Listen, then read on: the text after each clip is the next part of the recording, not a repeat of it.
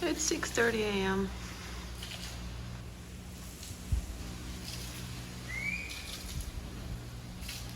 I'm having breakfast. So since I touched on the food, let's get it over with right away. Breakfast we usually had in the room. Second breakfast we had at the beach. It was either guacamole or pancakes, as you can see on the video. Lunch we had outside. We found this very cute little restaurant just a couple of minutes away, which served some amazing Mexican food. I mean, you can't complain. We had burritos, fish tacos, rice and shrimp, etc. The cocktails were a bit subpar, but the Mexican food definitely didn't disappoint. It wasn't cheap, but it was half price compared to the hotel.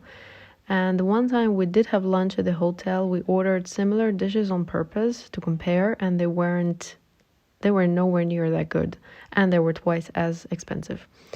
Now, Mexico is obviously a destination for going out, so we wanted to try out a beach club, and after doing some research, we decided to go to what was supposed to be the best beach club on Isla de Mujeres. It was called Taboo. It's funny, but simply didn't find the prices online.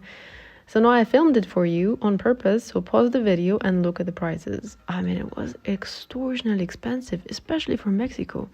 I guess that explains why it was empty, and a bit lame. Even despite the interior and the cocktails and the food, which was decent, the vibe was just off. It was so boring. The one thing that was kind of cool and entertaining was the jazz performance during like half an hour. But the place has such a potential though. If they lowered their prices, it could be such a cool place. There were only some people like with the yachts, and they were super quiet. No one was dancing. I mean, the vibe was not. I was not digging it. Then we decided to visit the best beach on the island. I will put the name right here for you. And there were so many options, to be honest, where you could find or rent out a sunbed. Some more expensive, some cheaper. There were a couple with minimum spend as well, some like inside a cool beach club. And if I remember correctly, we paid like $50 or $60 for a set for a day.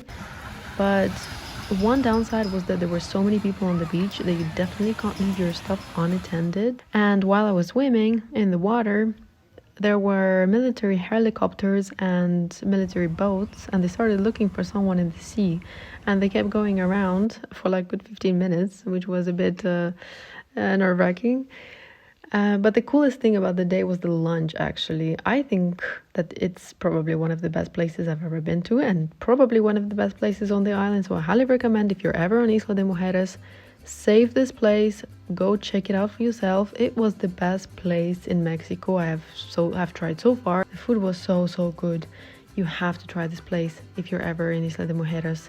So I will link the name.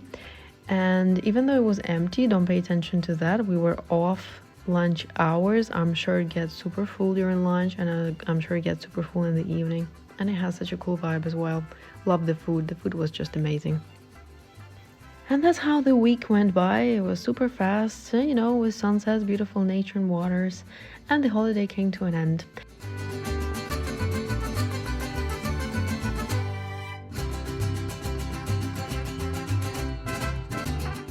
But I do have to mention the airport lounge that we visited in the Cancun airport. I literally never saw such a lounge in my life. I've never seen such a choice of cocktails in an airport lounge. It was so cool. You could order everything through this QR code, and then the order was placed, and you would just get it in a couple of minutes, freshly prepared for you. Well done Cancun airport.